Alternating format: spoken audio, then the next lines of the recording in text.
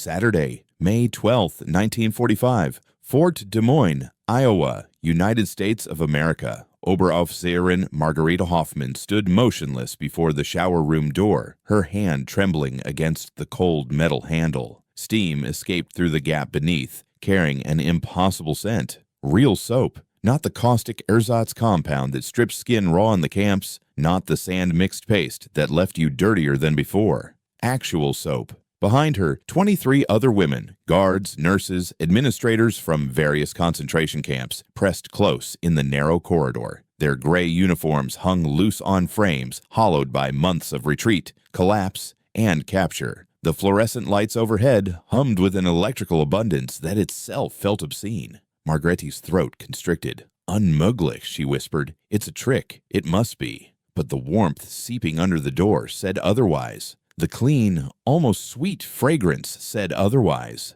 Everything here said otherwise. The certainty of lies. Margarete Hoffman had served the Third Reich for 6 years. At 32, she'd risen to senior supervisor at Ravensbrück, overseeing female prisoners with the iron discipline expected of a German woman in service to the Führer. She'd been taught, no, she'd known, that America was a mongrel nation of weak, decadent plutocrats. A country where Negro and Jew pollution had sapped the strength from once proud Anglo-Saxon stock. They were fat, lazy, incapable of sacrifice. Die Amerikaner haben keine Seele. The Americans have no soul. Her superiors had repeated. They would collapse under Germany's righteous assault. Their women were frivolous. Their men were cowards. Their soldiers, when they came, would be easy to break. She'd believed it completely, even as the Reich crumbled around her, even as the Allies pushed through Belgium and across the Rhine, even as she and her unit fled westward, choosing American capture over Soviet vengeance. The propaganda had been too thorough, too consistent, too absolute to doubt. Her life before the war felt distant now. A schoolteacher's daughter from Cologne, trained in domestic science, recruited into the SS Helferinnen Corps in 1939. She'd believed she was building the future, believed the privations were temporary necessities, believed the enemy was subhuman. The journey to America had taken 3 weeks by ship. Margarete had expected deprivation, perhaps brutality. Instead, clean bunks, adequate rations, medical examinations, no beatings, no torture. The cognitive dissonance had begun even then, but she'd rationalized it. Propaganda for the Red Cross. They'll show their true nature once we're inland, once there are no witnesses. Now she stood before this door, and the rationalizations were becoming harder to maintain. The numbers alone should have warned her, should have warned all of them. German soap ration per civilian, 1944, 125 grams per month. American soap production per capita, 1944, 10.8 kilograms per year. Ratio, 86.1. German industrial alcohol production, 1944, diverted entirely to synthetic fuels. American cosmetic and toiletry industry output, 1944, $687 million annually. German equivalent, effectively zero. All production militarized calories per day. German ration card, 1945, 1,200, often unavailable. Calories per day. American civilian average, 1944, 3,200, 3,400 American POW rations. 2,500, 2,800, Geneva Convention minimum, 2,000. But numbers were abstract. The shower room door was concrete, and behind it waited something that would shatter her certainty like glass. The first breach. An American guard, Corporal Patricia Morrison, her name tag read, gestured toward the door. Young, perhaps 23, blonde hair pinned under her cap, blue eyes that held no malice, only professional courtesy. Showers are mandatory, ladies. You'll find towels, soap, and clean undergarments inside. Take your time. The water's hot. Margaret's English was functional. She translated for the others and heard the murmurs of disbelief. Hot water? For prisoners? One woman, Aufseherin Helga Richter from Buchenwald, actually laughed, a bitter, disbelieving sound. "They fatten us before the slaughter," Helga muttered in German. "Like pigs." But Corporal Morrison's expression hadn't changed. She simply opened the door, and the steam billowed out, and with it came the scent again. Not just soap. Shampoo.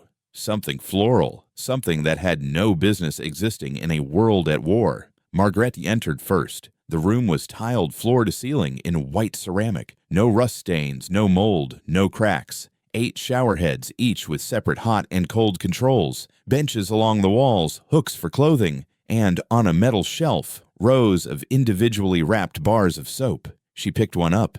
The wrapper was labeled Ivory 989, 404% pure. The bar inside was white, smooth, perfectly formed. She pressed it to her nose. The scent made her eyes water, not from harshness, but from the shock of something so clean. "Mein Gott," someone whispered behind her. Margarete turned the shower handle. Water gushed out immediately, not a trickle, not lukewarm seepage, but a powerful stream that quickly steamed. She thrust her hand under it. Hot, almost too hot, adjustable, abundant. Her mind scrambled for explanations. This is a special facility. For show. They wouldn't waste this on common prisoners. But even as she thought it, she knew it was desperate reasoning. The installation was old, well used. The tiles showed years of regular cleaning. This wasn't staged. This was normal. Around her, the other women began to undress. Slowly at first, still suspicious. But the heat was hypnotic. The promise of cleanliness after months of filth was overwhelming. One by one, they stepped under the streams. Margarete stripped off her uniform, the gray jacket that had once signified authority, now just a rag. She positioned herself under a shower head, unwrapped the soap, and began to wash. The lather was immediate, rich, thick. The bar didn't disintegrate in her hands like the Kriegsseife back home. It didn't leave a chemical film. It cleaned. She scrubbed her arms, her neck, her face, and watched months of grime swirl down the drain. The water never went cold. The pressure never dropped. She could have stood there for an hour and the abundance would have continued. She was crying, she realized. So were several others. Not from pain or fear, but from the sheer, overwhelming contradiction of it all. The Americans were supposed to be weak, depleted, desperate. Yet they could afford to give enemy prisoners, women who'd served in the camps no less, unlimited hot water and real soap. "Was haben Sie uns erzählt?" Helga said quietly, water streaming over her face. "What have they told us?" No one answered, because everyone knew. They'd been told lies, and the soap in Margarette's hand was just the beginning of the revelation. The accumulation begins. Monday, May 14th, 1945. The dining facility. Margarete sat at a long wooden table, staring at the tray before her. Scrambled eggs, real eggs, not powdered. 2 slices of white bread with butter, a small portion of bacon, an orange, coffee, actual coffee, not acorn substitute, steaming in a ceramic mug. She'd seen more food in one meal than her ration card had promised for a week back in Cologne. And this was prison food. Across from her, Rottenführerin Anna Kepler, formerly of Mauthausen, ate slowly, methodically, as though afraid the tray might vanish. At 38, Anna had spent the entire war in the camp system. She'd been lean even in 1939. Now she was skeletal. "They're feeding us better than our own soldiers ate in 1944, Anna said quietly in German, keeping her voice low, though most of the American guards spoke no German anyway. "I saw the Wehrmacht rations toward the end. Moldy bread, horse meat, turnip soup." Margarete nodded. She'd seen it too during the retreat. German soldiers scrounging in abandoned villages for anything edible. Officers hoarding cigarettes and chocolate like treasure. The Volkssturm, old men and boys, sent to the front with weapons but no food. An American guard walked by carrying her own breakfast tray. Margarete glimpsed the same eggs, but also hash browns, sausage links, toast with jam, a small bowl of fruit. The guard was perhaps 19, plump-cheeked, healthy. She smiled at another guard and made some joke Margarete couldn't follow. The contrast was obscene. American agricultural output, 1944. Wheat, 1.06 billion bushels. Corn, 3.2 billion bushels. Meat production, 23.7 billion pounds. Egg production, 4.4 billion dozen. German food production, 1944. All categories down 40-60% from 1939. Urban rations, 1,690 calories per day. Official, actual, often less. Rural rations, 2,400 calories per day. Military rations, 3,000 calories. Frontline, rarely achieved. American POW rations exceeded Geneva Convention minimum by 25-40%. Included fresh fruit twice weekly, meat daily, unlimited bread. My husband wrote me in 1943. Anna continued, staring at her orange. From the Eastern Front. He said they were eating their boot leather. I thought he was exaggerating. She paused. He wasn't exaggerating. Margarete peeled her orange. The scent exploded across the table. Bright, acidic, impossibly fresh. She'd last eaten citrus in 1942, 3 years ago. The Americans gave it to prisoners weekly. She sectioned the fruit and placed it in her mouth. The juice burst across her tongue, sweet and tart, and for a moment she couldn't breathe. Around her, several women were crying quietly into their breakfast trays, not from sadness, from the sheer, overwhelming reality of abundance in the face of everything they'd been taught. The interrogation, Wednesday, May 16, 1945, Intelligence Office, Building 7, Major Helen Crawford, U.S. Army Intelligence sat across a plain desk from Margarete. The major was perhaps 40, with graying hair pulled back severely and eyes that missed nothing. She'd introduced herself in near-perfect German. Learn at Bryn Mawr, she'd said, before the war. The statement itself was a kind of weapon. The enemy spoke your language better than you spoke theirs. Let's begin with your service record, Oberaufseherin Hoffman, Major Crawford said, switching to English. Margarete was expected to keep up. Ravensbrück, correct? Since 1941. Yes. Margarete's voice was steadier than she felt. What were your duties? Supervising work details, maintaining order, ensuring... She stopped. How did you sanitize it in a language that had words for what she'd done? Ensuring the camp operated efficiently. Major Crawford made a note. Efficiently, I see. She looked up. Were you aware of the medical experiments conducted at Ravensbrück? Yes, but I wasn't involved in... I'm not asking about your involvement yet. I'm asking about awareness. The major's voice was professional, even gentle. That somehow made it worse. The sulfanilamide infections, the bone, muscle, and nerve transplantation experiments, the sterilization procedures. You were aware, Margarete's hands clenched under the table. We were told they were necessary for the war effort, medical advancement. Necessary. Major Crawford set down her pen. Miss Hoffman, I'm going to share something with you. In 1942, the United States had approximately 600,000 physicians and medical students. Germany had roughly 80,000. We produced more penicillin in 1 month of 1944 than Germany produced in the entire war. We developed antibiotics, improved anesthesia, perfected blood transfusion techniques, all without vivisection. All without torture, disguised as science. She opened a folder and extracted several photographs, slid them across the desk. Margarete forced herself to look. Survivors, scars, amputations. Women she might have passed in the Ravensbrück corridors. These experiments weren't science, Major Crawford continued quietly. They were atrocities that produced no useful data. The Reich's actual medical capabilities were years behind ours, and rather than catch up through research and education, your scientists tortured prisoners. Do you understand what that means? Margarete's throat was sand.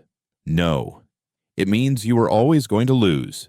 A nation that thinks progress comes through cruelty rather than innovation was never going to compete with actual civilization. The major's voice held no triumph, just stating fact. The soap you showered with 2 days ago, we make 3.5 billion pounds of it annually. While you were rationing 125 grams per person per month, we were exporting it to Britain and the Soviet Union. While your scientists were injecting gangrene into prisoners' legs, ours were mass-producing antibiotics. The war was over before it began. You just didn't know it.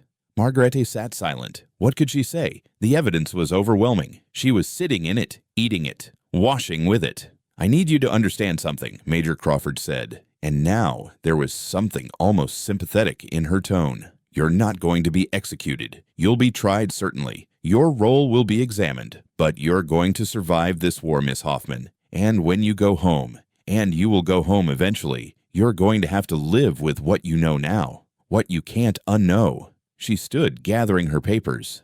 We'll continue tomorrow. You can return to your barracks. Margarete rose, unsteady. At the door, she paused. Major Crawford. Yes? Why? She struggled for words. Why are you treating us so well? We're war criminals. Most of us. We served in the camps. The major regarded her for a long moment. Because we're not you, Miss Hoffman. That's the entire point. The Laundry Friday, May 18, 1945, communal laundry facility. The washing machines were automatic, electric, industrial models that looked barely used despite obvious years of service. Aufseherin Clara Schmidt, formerly of Flossenburg, stood before one with the expression of someone watching a magician's trick. You put the clothes in, add the soap, turn the dial, and it just does it, Clara said in German, her voice flat with disbelief. She was 26, younger than most of the POWs, recruited straight from Bund Deutscher Mädel into the camp system. By itself. An American staff sergeant, a middle-aged black woman named Dorothy Williams, Margarete had learned, demonstrated. 30 minutes for a full load. These are the old models too. The new ones do it in 20.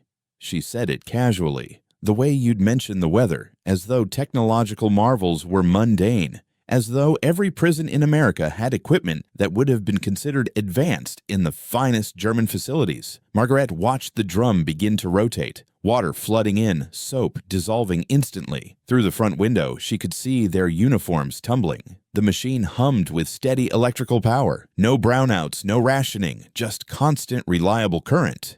In Ravensbrück, Margarete heard herself say, we washed by hand, in cold water, with substitute soap that left everything gray. She paused. The prisoners, they washed in even worse conditions, often no soap at all. We told ourselves it was necessary, wartime efficiency. Sergeant Williams glanced at her but said nothing. What was there to say? The machine churned on, and the truth churned with it. Germany had sent millions to camps, worked them to death, deprived them of basic dignity, while the enemy possessed such abundance they could automate the laundry of enemy prisoners. Comparative Textile Production, 1944, U.S.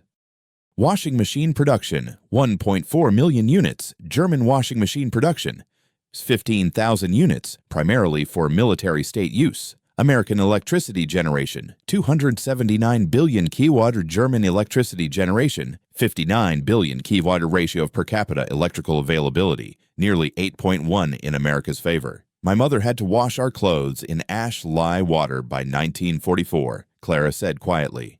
Her hands cracked and bled from it. We had no salve, no bandages, nothing. She touched the washing machine's smooth enamel surface. And you had these. All along, you had these. Sergeant Williams started a second machine, this one for towels. My husband's in the Pacific, she said, fighting the Japanese. He writes me that they're fanatical, that they'll never surrender, that every island costs thousands of lives. She looked at the German women. But we'll win there too. You know why? No one answered. Because we can build 1,000 bombers while fighting on two fronts and still have washing machines for POW camps. Because our economy doesn't choose between guns and butter. We make enough for both. Because we didn't hollow ourselves out chasing racial fantasies and conquest. She paused. Your leaders told you we were weak. Look around. Does this look weak to you? The machines hummed their answer. 30 minutes later, the clothes emerged clean, warm, and nearly dry. In Ravensbrück, the same task would have taken hours and produced inferior results. Margarete folded her uniform, soon to be replaced with civilian clothes, she'd been told, and felt something inside her fold with it. Another piece of certainty, another brick of propaganda, dissolved like cheap soap in hot water. The medical examination, Monday, May 21st, 1945. Camp Infirmary. Dr. Sarah Goldstein was Jewish. She didn't hide it. Her name, her features, the Star of David on a small necklace visible at her collar. She conducted the medical examination of the German women with professional detachment, but Margarete could see the calculation in her eyes. You would have killed me. In your camps, I would have been a number, and then ash. Any chronic conditions? Dr. Goldstein asked in German. She spoke it fluently with a Berlin accent. A refugee, probably, one who'd escaped in the 30s. Malnutrition, Margarete said. It was obvious. Vitamin deficiencies, stress-related issues. Teeth? 3 lost to decay. No access to dental care since 1943. Dr. Goldstein made notes on a clipboard. Real paper, abundant and white. Not the thin gray Kriegspapier that tore if you wrote too hard. She examined Margaret's mouth, her joints, listened to her heart and lungs. You have early signs of scurvy, the doctor said finally. Anemia, calcium deficiency. Your blood pressure is low. When did you last see a physician? 1944, February. 16 months. Dr. Goldstein set down her stethoscope. In America, the average person sees a doctor 3 times per year. We have 1 physician for every 750 people. Germany, even before the war, was 1 per 2,000. Now? She shook her head. I don't have current numbers, but I'd estimate you're lucky if you have 1 functional doctor per 10,000 civilians. She wrote something on a prescription pad, tore it off, handed it to Margarete. Vitamin C supplements, iron pills, calcium. The dispensary will fill this. Take them with meals. Your teeth. We'll schedule a dental appointment. You'll need fillings, possibly extractions, all covered under POW medical care. Margarete stared at the prescription. You're going to fix my teeth. Yes. I served at Ravensbrück. I know. Dr. Goldstein's eyes were dark, unreadable. I've read your file. Your people, Jews. Margarete couldn't finish. Yes. The doctor's voice was flat. You did. But I'm a physician. I took an oath. And unlike your doctors, I keep mine. She paused. The difference between us, Miss Hoffman, isn't race or blood or any of the mythology you were taught. It's that we value human life, even when it would be easier not to, even when hatred would be justified. That's what civilization actually means. She moved to the next woman. Margarete sat on the examination table holding the prescription, feeling the weight of care extended to the undeserving. The Americans fed their enemies, healed their enemies, treated their enemies with the dignity Germany had denied its own citizens. Medical comparison, 1944. U.S. penicillin production, 1,633 billion units. German penicillin production, unable to mass produce. U.S. Military Medical Corps, 47,000 physicians, 57,000 nurses. German Military Medical Corps. NARSAC, 15,000 physicians estimated, 20,000 nurses, many untrained. American soldier survival rate if hospitalized, 96%. German soldier survival rate if hospitalized, 78%, declining through war. POW medical care standard. Americans met Geneva Convention requirements. Germans routinely ignored them for non-German POWs. Later at the dispensary, a young pharmacist, blonde, cheerful, maybe 20, filled the prescription without question, handed Margarete a small paper bag with the pills inside, each bottle labeled with clear instructions in English and German. Take these with food, the pharmacist said in carefully pronounced German. They might upset your stomach if you take them alone. Thank you, Margarete said, and meant it, and hated that she meant it, because gratitude to the enemy felt like betrayal. But betrayal of what? A Reich that had lied? A system that had starved its people while claiming strength? A leadership that had promised victory and delivered annihilation? The pills rattled in their bottles. Small, mundane, devastating. The Cinema Thursday, May 24th, 1945, Recreation Hall. They were shown a film. Not propaganda, though it was propaganda in a way, just not the kind Margarete had been trained to recognize. It was a newsreel compilation, American production footage from 1943-1944. The screen flickered to life. Factories, endless factories, assembly lines that stretched beyond the camera's view. Workers, men and women, black and white, young and old, producing bombers at the rate of 1 per hour. Tanks rolling off production lines like automobiles. Ships launched weekly from shipyards that could build carriers faster than Germany could repair destroyers. Willow Run, Michigan, the narrator's voice said. Ford Motor Company's bomber plant. Peak production, 1 B-24 Liberator every 63 minutes. Annual capacity, 8,685 aircraft. The number was obscene. 1 aircraft every hour. Margarete tried to process it. The Luftwaffe's total monthly production in 1944 had been roughly 3,000 aircraft, and that was after stripping resources from every other sector, after enslaving foreign workers, after cannibalizing the civilian economy. The Americans built more in 1 factory in 1 year than Germany built across its entire industrial base. The film cut to shipyards, aircraft carriers sliding into the water with champagne christenings and brass bands. Kaiser Shipyards, California. Construction time for 1 escort carrier, 90 days. Total carriers built, 1943 or 1945, 151. 151 carriers. Germany had built 1 carrier, the Graf Zeppelin, and never finished it. More footage. Tank production. The narrator reeled off statistics. 88,000 Sherman tanks, 41,000 other armored vehicles. Production times measured in hours, not weeks. Standardization, efficiency, industrial capacity that didn't choose between civilian goods and military hardware because it could produce both simultaneously. This can't be accurate, Oberaufseherin Greta Mundt whispered beside Margarete. Greta had served at Bergen-Belsen, had overseen starvation and disease with bureaucratic precision, had believed absolutely in German technical superiority. These numbers, they're inflated. Propaganda. But Margarete knew better now.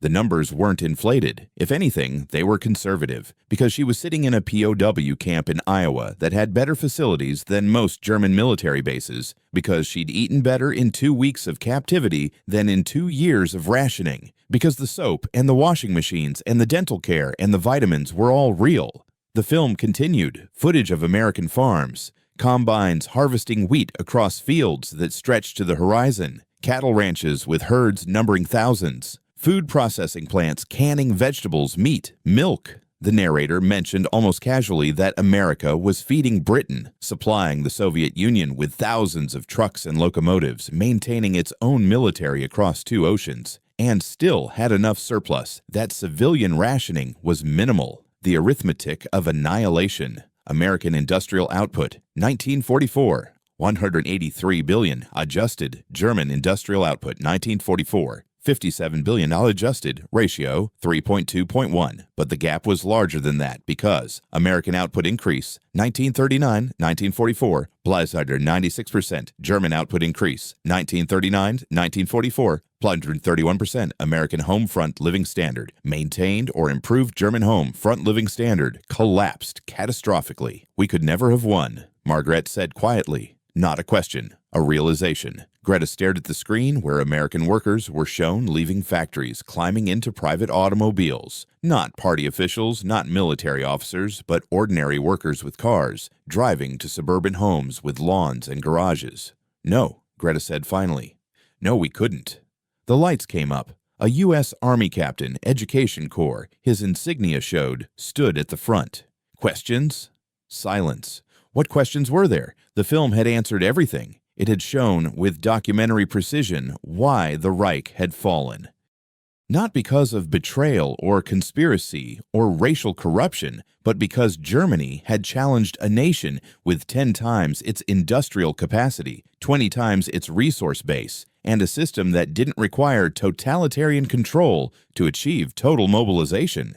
You should understand, the captain said, speaking in slow, clear English that most of the women could follow, that this footage is from 1943 and 1944. This was our capability while fighting Japan simultaneously, while supplying the Soviets, while feeding Europe. This wasn't maximum effort. This was sustainable production. He paused, letting that sink in. Your leaders knew these numbers. They had intelligence. They understood what they were facing. And they sent you to war anyway. The captain dismissed them. Margaret filed out with the others, walking past the projector that had screened the truth. Outside, the Iowa evening was warm. Crickets sang. The camp's lights, abundant, reliable electricity, pushed back the darkness. They lied to us, Clara said. She'd stopped walking, was standing in the middle of the path.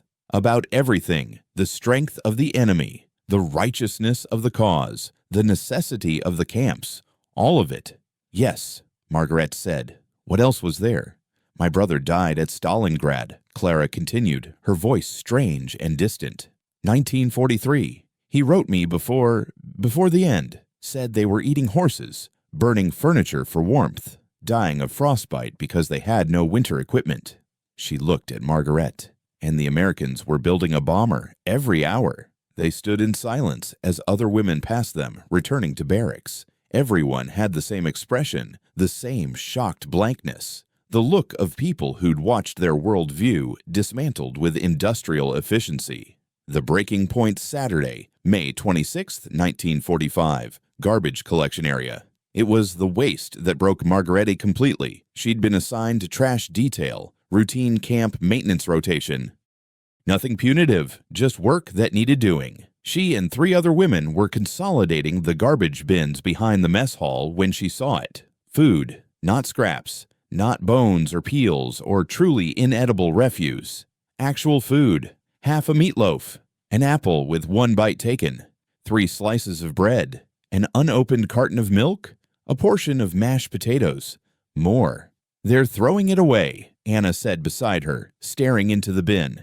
"Essen, they're throwing away food." Margarete reached in, pulled out the apple. It was firm, fresh, barely bruised. In Germany, this would have been a treasure. People would have fought for it. Here, some American guard had taken one bite and discarded it. The meatloaf was still warm. "Mein Gott," Helga whispered. She'd gone pale. My children were eating turnip soup." Turnip soup! For months. And she gestured helplessly at the bin. "This would have fed my family for days." More bins, more waste. Margaret walked along the row, looking into each one. Every container held similar abundance: partial meals, unopened packages, food that was simply unwanted. The Americans produced so much, consumed so much, that they could afford to discard what would have been life-saving sustenance in Germany. The mathematics of it was staggering. German food waste, 1944, effectively zero. Everything was consumed or repurposed. American food waste, 1944, estimated 15 to 20% of total production. That waste in absolute terms, more than Germany's total food production. American garbage collection, mechanized trucks, regular schedules, sanitary landfills, German garbage collection, horse-drawn carts, fuel scarce, irregular, often left to rot American garbage per capita, 2.75 pounds per day, German garbage per capita, 0.4 pounds per day, nothing to throw away. "They can afford to waste more than we can afford to produce," Margarete said. The words came out mechanical, numb. "The decadent, weak Americans, they throw away more food than the master race can grow." She sat down, not gracefully, just collapsed onto the ground beside the bins, still holding the apple. Around her, the other women were doing the same. Clara was crying. Helga had her face in her hands. Anna was laughing, a broken hysterical sound. "We starved our people," Anna said through the laughter. "We worked prisoners to death for a crust of bread. We cannibalized our economy. We sacrificed everything." She gestured at the garbage. "And they were throwing food away." A memory surfaced, unbidden. Ravensbrück, winter, 1944. Prisoners fighting over potato peelings. A woman beaten to death for stealing a handful of grain. Margarete had overseen the punishment detail, had considered it necessary. Discipline, order, the harsh requirements of wartime. And all the while, the enemy was discarding apples. "Die Lüge," Margarete said quietly. The lie. It wasn't just propaganda, it was the entire worldview. We thought scarcity was strength. That suffering built character. That deprivation proved our discipline. But she looked at the bins. They built their strength on abundance, on having so much that waste was acceptable, on an economy so robust it could overproduce and still function.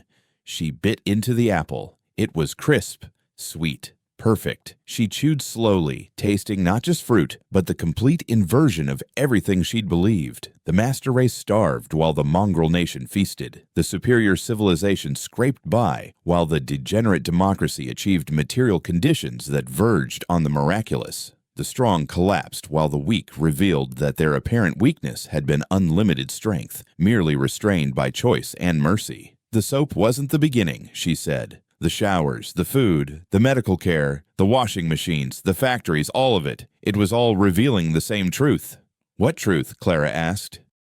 "That we lost the moment we started. That victory was never possible. That our entire system was built on a lie so fundamental that every single thing they taught us was inverted. They weren't the weak ones. We were." Margarete stood, dropped the apple core into the bin, adding to the waste, participating in the abundance, and walked away. Behind her, she heard one of the women vomiting. Whether from stress or from eating discarded food on a shrunken stomach, she didn't know. It didn't matter. The transformation was complete. The propaganda had been incinerated, not by argument or persuasion, but by simple, overwhelming, undeniable material reality. The soap, the food, the waste. Each one a hammer blow against the careful construction of lies she'd lived within for 6 years. And the hammer had won. Repatriation, September 1946. Hamburg, Germany, British occupation zone. The city was rubble. Not metaphor, literal rubble. Mountains of broken brick and twisted steel. Cologne, Margarette's home, was worse. The cathedral stood, somehow, miraculously, but everything around it had been pulverized into dust. The train from the port crept through devastation that made Margarette's breath catch despite 16 months of mental preparation. She was healthy. That was the obscenity of it. She'd gained 20 pounds in American captivity. Her teeth had been repaired, her anemia corrected, her skin clear from adequate nutrition and that impossible abundance of soap. She wore clothes provided by the U.S. Army, plain, civilian, but clean and intact. The other repatriated women looked the same, well-fed, healthy, strong. They disembarked into a population that was starving. Children approached the train station with hollow eyes and swollen bellies. Old women picked through trash heaps. Men with missing limbs begged on corners. The ration card system had collapsed. The black market was the only market. People traded family heirlooms for cigarettes, cigarettes for bread, bread for survival. Fräulein, a boy, maybe 10, tugged at Margarette's sleeve. Haben Sie Essen? She did. A care package from the Americans. Chocolate bars, canned meat, powdered milk, standard issue for all repatriates. She handed the boy a chocolate bar and watched his eyes go wide with disbelief. He ran without thanking her. Smart. Thanks took time, and someone might steal his treasure. Margarete found her sister's address. Her parents were dead, she'd learned, killed in the bombing of Cologne in 1944. Her sister Hilda had survived, had moved to Hamburg with her 2 children. The apartment was in a building missing its top 2 floors, exposed beams like broken ribs against the sky. Hilda answered the door. She was 35 but looked 50, thin to the point of translucence. Her children, 6 and 8, peered from behind her skirts like feral animals. Margarete, Hilda's voice was flat. You're alive. Yes. You look. Hilda's eyes traveled over her sister's healthy frame, the clean clothes, the obvious signs of adequate care. You look well. The Americans, I know. Hilda's jaw tightened. We heard. POWs got better rations than soldiers. Better than us. She didn't move from the doorway. You served at Ravensbrück. Yes. They're arresting people. Camp guards, SS. Anyone involved in... She couldn't say it. They'll come for you. I know. Margarete held out the care package. I brought food. Hilda stared at it. The children's eyes tracked the package like cats watching a bird. Finally, Hilda took it, stepped aside. Come in. The apartment was bare. Furniture burned for heat during the last winter of the war. A few blankets, a small stove that barely functioned. The walls showed water damage, and the windows were patched with cardboard where glass had blown out. Margarete unpacked the care package on the small table. Canned ham, powdered eggs, coffee, real coffee, sugar, chocolate, dried milk. Hilda's children crept closer, reaching tentatively, afraid it might vanish. Let them eat, Margarete said. They devoured the chocolate. Hilda opened the ham with shaking hands, divided it into portions small enough to make it last. But the children couldn't stop themselves. They ate until the can was empty, licking their fingers, their faces smeared with grease and joy. When did they last eat meat? Margarete asked quietly. March, maybe April. Hilda measured coffee grounds carefully, mixing them with chicory to extend the supply. The gesture was unconscious, automatic. The ration card gives us 1,000 calories a day. When available, usually it's less. 1,000 calories. Margarete had eaten 2,500 daily as a prisoner. She'd thrown away more food in Iowa than these children had eaten in months. The Americans, she said, they have so much. They waste. She stopped. How did you explain it to someone who was starving? Hilda, everything we were told was lies. Her sister looked up from the coffee pot. Her eyes were hard. Don't. Don't what? Don't tell me about American abundance. Don't tell me we were lied to. I know. She poured 2 cups of the diluted coffee. My husband died at Kursk. My city was bombed to rubble. My children are starving. I know we lost. I know the Reich was... She gestured helplessly. I know, but what am I supposed to do with that knowledge? Will it rebuild my home? Feed my children? Bring back the dead? Margarete had no answer. The transformation that had occurred in her, the shattering of propaganda, the acceptance of guilt, the understanding of the Reich's absolute moral and material bankruptcy, it had happened in circumstances of safety and abundance. She'd had the luxury of processing truth while eating adequate meals and sleeping in heated barracks. Hilda had no such luxury. Survival was all that mattered. Truth was a commodity she couldn't afford. "They'll try you," Hilda said, "the occupation authorities, for your service at Ravensbrück." "I know. What will you tell them?" Margaret thought of Dr. Goldstein. Of the soap. Of the garbage bins full of food. Of the lie that had consumed them all. "The truth," she said. "What else is there?" The trial, May 1947. British Military Tribunal, Hamburg. Margaret stood in a courtroom that had survived the bombing. The judge was British. The prosecutors mixed British and American. Translators rendered everything in multiple languages. The proceedings were scrupulously fair, far more fair than anything the Reich had offered its enemies. The charges were read: her service at Ravensbrück, her supervision of work details, her presence during selections, punishments, the daily machinery of systematic dehumanization. Witnesses testified, survivors, skeletal and haunted, speaking of conditions Margaret had helped maintain. She didn't deny it, couldn't deny it. The evidence was overwhelming, and she decided, somewhere in that Iowa camp, that the lies had to end, even the lies that might save her. "Did you witness medical experiments?" the prosecutor asked. "Yes." "Did you intervene?" "No." "Did you consider them wrong?" A pause. "Not then. I was told they were necessary for the war effort." She looked at the prosecutor directly. "I believed that. I believed many things. I was wrong." The prosecutor introduced evidence, photographs from Ravensbrück, testimony from survivors, statistical documentation of deaths, disease, brutality. The courtroom listened in silence. During a recess, Margaret's court-appointed defender, a German lawyer named Hoffman, no relation, spoke quietly with her. "They're not seeking execution," he said. "Your cooperation matters. Your rank was relatively low. You weren't involved in the worst atrocities." He paused. "They might give you 10 years. With time served and good behavior, perhaps 5. "I deserve more," Margaret said. Hoffman looked at her strangely. "Most defendants claim innocence. Most defendants are lying. I'm tired of lying." The trial continued.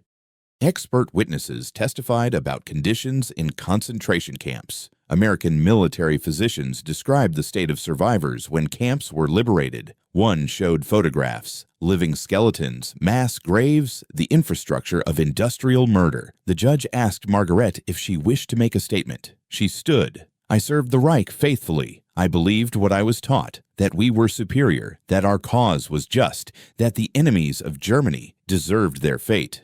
I believed this completely." She paused. "I was captured in May 1945. I was taken to America, and there—" She told them about the soap, the showers, the food, the medical care, the washing machines, the garbage bins full of waste. She described the collapse of her worldview piece by piece, the accumulation of evidence that couldn't be denied, the moment of breaking when she understood that every foundation of her belief had been false. "The Americans gave me real soap," she said, "not as kindness, as routine, as standard. They had so much they could afford to give it to enemies. And in that moment, I understood. We had lost before we began, not because of betrayal or sabotage or conspiracies, but because we had built our nation on lies so profound that reality itself was our enemy." She looked at the survivors in the courtroom gallery. "I can't undo what I did. I can't restore what was taken. I can only say that I was wrong, completely, absolutely wrong, and if my punishment is to live with that knowledge for the rest of my life, then perhaps that's justice enough." The verdict came 3 days later. Guilty. 8 years imprisonment with possibility of parole after 5 for cooperation and evident rehabilitation. She would serve her time in a British military prison, conditions adequate by Geneva Convention standards, which meant, she realized with bitter irony, she would continue to be treated better than she had treated her prisoners. Testimony. 1983. October 1983. University of Munich, Department of History, Oral History Project on World War II. Margarete Hoffman was 70 years old. She'd served 4 years of her sentence. Released in 1951 for good behavior and cooperation with denazification efforts. She'd worked as a translator, never married, never had children. She lived quietly in a small apartment in Munich and gave occasional interviews to historians studying the war. The graduate student across from her was Ernest, young, born long after the war ended. His tape recorder captured everything. "What was the moment you knew the war was lost?" he asked. Margarete smiled faintly. "The moment I washed with real soap." She told him the story. The shower room in Iowa, the ivory soap wrapper, the hot water that never ran out. She described the accumulation of revelations, the food, the medicine, the technology, the casual abundance that revealed the Reich's propaganda as inverted reality. "You have to understand," she said, "that we believed completely. We thought America was weak, decadent, collapsing under the weight of its own racial corruption. We thought our discipline and sacrifice made us strong. And then," she gestured, "the enemy was throwing away more than we could produce. Their prisoners ate better than our soldiers. Their waste was our treasure." "How did that change you?" the student asked. "It destroyed me, and then rebuilt me." Margarete looked at her hands, old now, spotted with age. "I spent 4 years in prison after the war, but the real prison was the 15 months in America, watching everything I believed dismantled by soap and food and electric washing machines. You can survive torture, you can survive deprivation, but you can't survive the death of your worldview. Do you regret your service?"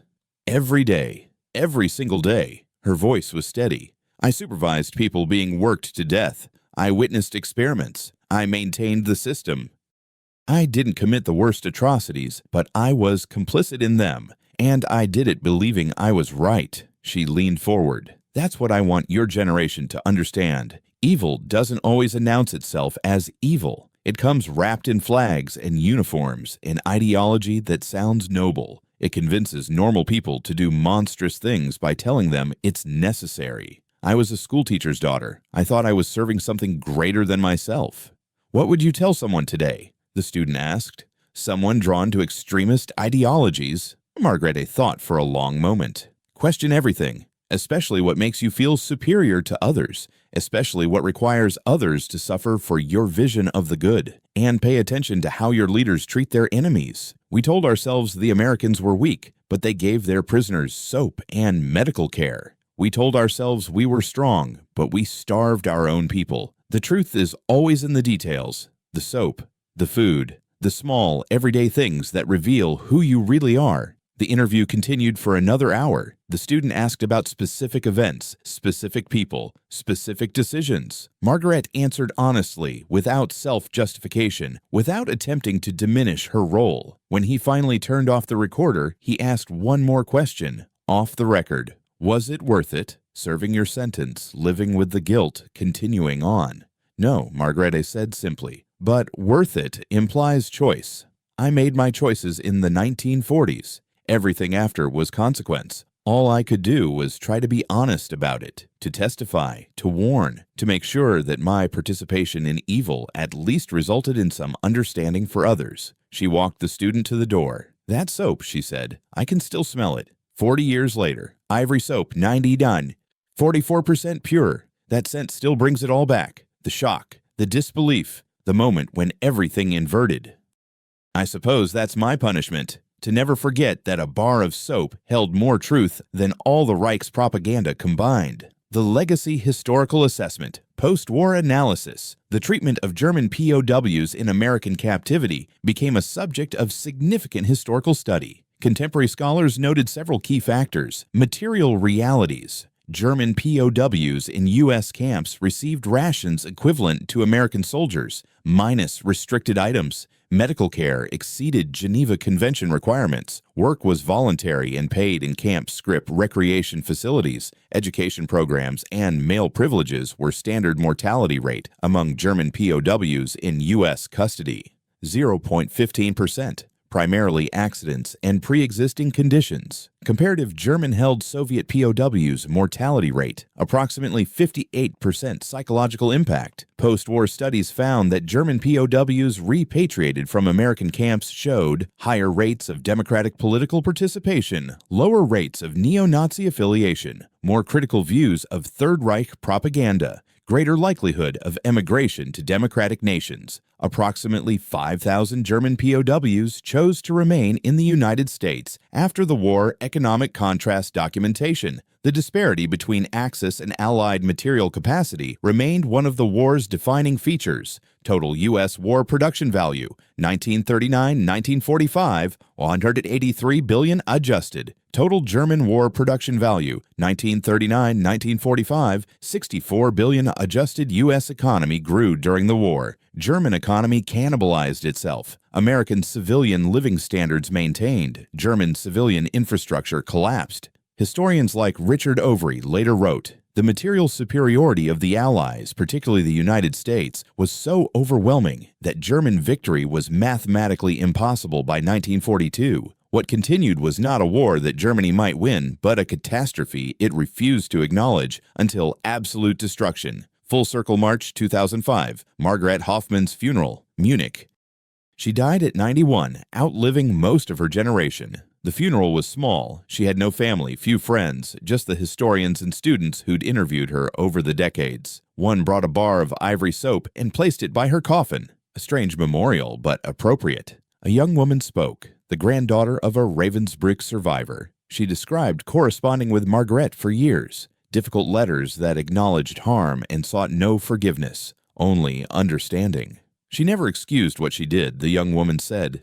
She never claimed innocence or ignorance. She just tried to explain how ordinary people convinced themselves that evil was necessity. And she used a bar of soap as her teaching tool. The soap sat by the coffin, its wrapper proclaiming 99.44% pure. Just a mundane object, a piece of hygiene product that had cost perhaps 5 cents in 1945. But for one woman, and through her testimony for thousands of others, it had been the instrument of transformation, the small material reality that shattered an entire worldview. Margarete had written in her final journal entry discovered after her death, "I spent 6 years serving evil, 4 years in prison for it, and 40 years trying to understand it." The answer was always in the soap. Not in grand theories or complex ideologies, but in the simple fact that our enemies treated us with more humanity than we had shown anyone. They gave us soap, real soap, abundant soap, and in that abundance was the proof that everything we'd believed was inverted. The strong were weak, the weak were strong,